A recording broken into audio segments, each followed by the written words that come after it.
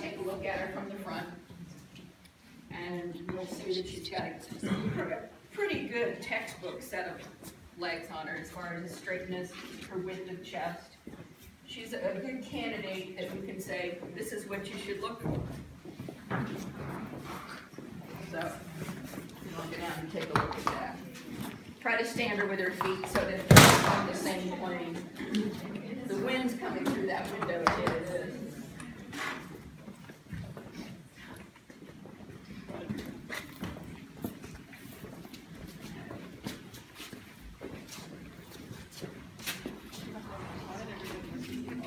So now that everybody's down there and has gotten the look, I want you to swing her around so she's facing the other way, and we'll take a look at her hind legs.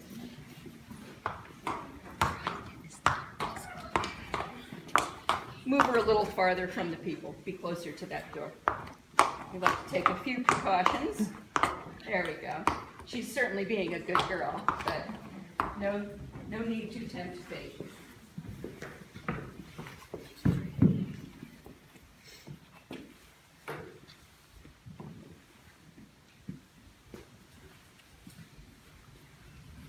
Got a beautiful tail. No fake tail needed here. Anybody ever dye their tails? So we would dye this one. It's a bit red at the bottom. Okay. So the way I like to talk about the hind legs is that from the center of the hindquarters, we should be able to, if we had a weight on a string, we should be able to drop that from here, from the point of her buttock, and it would bisect the leg exactly down the middle. And this mare slightly toes out, slightly hock in, but she's pretty typical of a lot of horses we see. There she's a little straighter, she's standing a little better. It's amazing if you stand a horse up, you can take a nice horse and make them stand badly and evaluate it badly. I have judged horses that were being stood badly in conformation classes that I know don't stand like that. I know they stand square, but the people are standing them badly, and you have to judge what you see.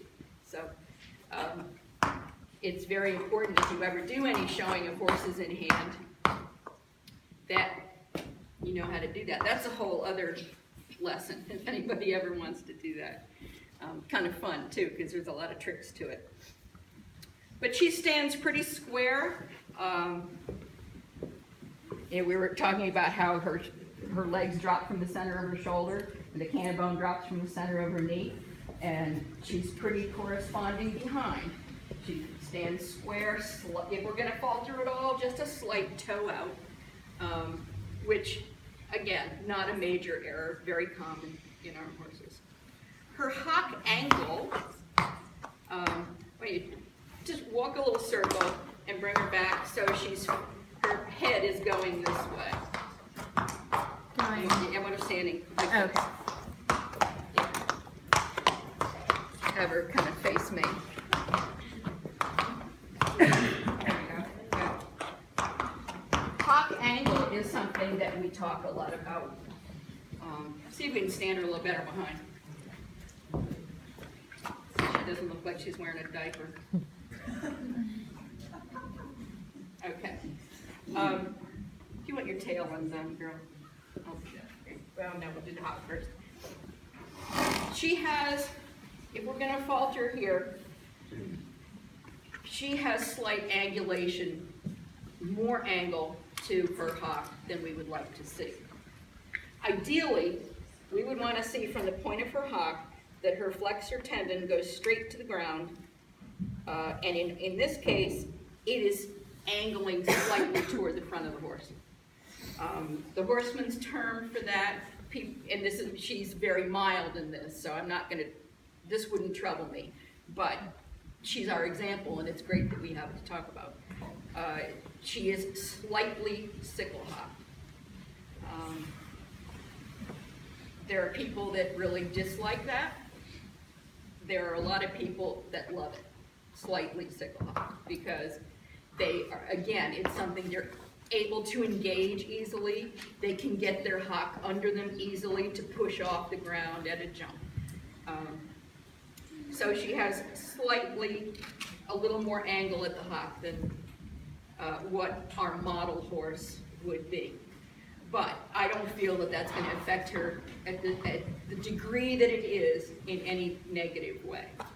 So, are you getting tired of us? Yeah, there's only so much they'll tolerate here. Here you can see it even a little more. She almost stands under herself a little bit. There's two, we'll have some other horses that we'll be able to talk about this, but a horse can be camped out, that his hock is out behind him, or that the hock is under. And she tends to be a little bit under herself, and that starts with just the way her hind end is made. So we would expect that. By looking up here, we would expect that might be the case down below. So that's probably the worst thing we can say about this little beauty. And she's certainly been a good model for us. Good footed behind, good ankle behind. Sometimes you'll see a horse that's way low in its ankles behind. I would always stay away from that. That you're asking for problems, especially if you're doing any fast work or any jumping.